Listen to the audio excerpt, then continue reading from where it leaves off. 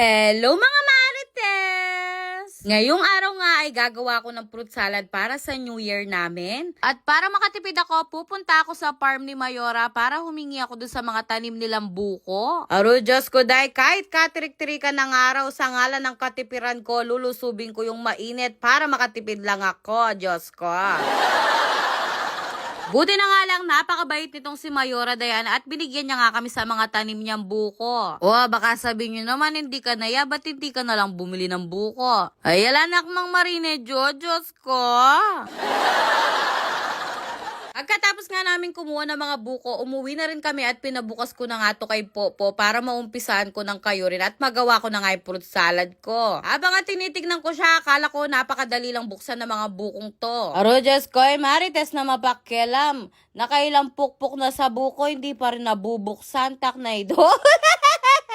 Ay, doon ang buko na to. Talaga naman pinahirapan pa yung buhay ko. O yan, mapakialam ka kasi loko.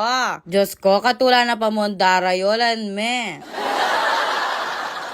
Ay nuko, pinatuloy ko na nga kay Popo itong pagbubukas ng buko. Baka bago ako makagawa ng salad, wala na akong kamay, nuko.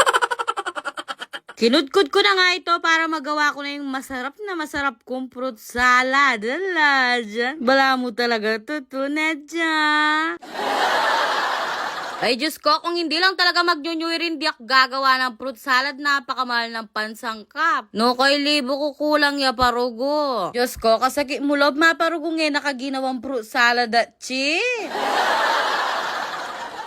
O ayan, iniram ko na nga yung matandang planggana ng biyenan ko para magawa ko na nga itong fruit salad ko. Ay doon ang fruit cocktail na nabili ko to. Sa pakyarugong pinya, Jo. Ala, dyan wag ka, day may kaong yung salad ko. Ay, Diyos ko, dahil for the first time, yung fruit salad ko may kaong. Naalala ko pa noon, nung bata pa ako, madalas pag Pasko at New Year, wala naman kaming fruit salad. Diyos ko, yung ginagawa ko noon, nagpupunta ako sa mga bahay ng mga kaibigan ko para makakain ako ng fruit salad. Taknay da. Nuko, nung sumambut ko, away mako, mag-fruit salad pag New Year.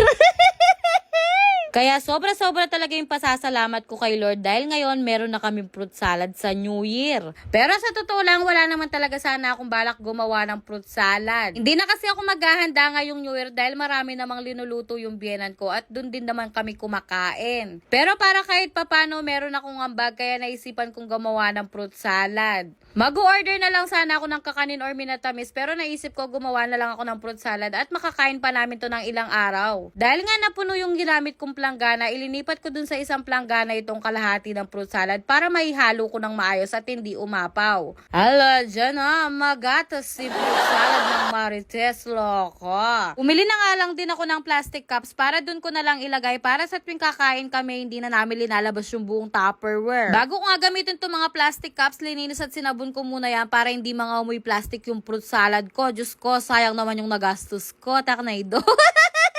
Napakarami ko ang nagawa dito dahil tamang-tama lang yung laki ng mga plastic cups na nabili ko. Pagkatapos ko nga mailagay lahat sa plastic cups, ilinagay ko na to sa freezer para ready to eat na to bukas. O, sino yung gumawa ng fruit salad dyan? Diyos ko, comment down below kung magkano yung nagastos nyo. Diyos ko.